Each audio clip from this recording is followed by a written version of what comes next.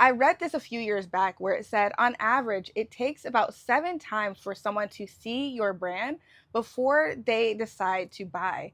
But just recently, about a week ago, I saw something that said now it is 20 times someone needs to see your brand before they decide to buy.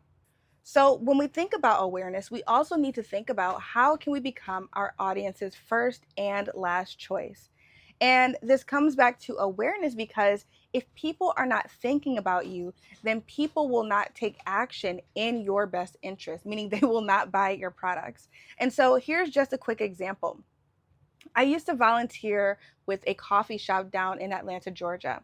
Now, it was a Black owned coffee shop, and one of the things that they struggled with the most was the fact that they weren't able to get consistent traffic. They weren't running any ads, they were barely posting on social media, and they were competing with big coffee companies in the area: Starbucks, Dunkin' Donuts, Tim Hortons, like even all the other local coffee shops as well.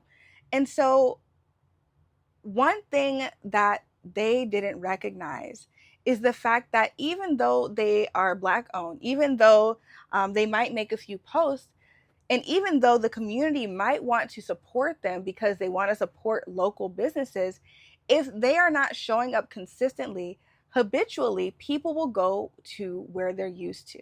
And so, this is something you need to understand as well.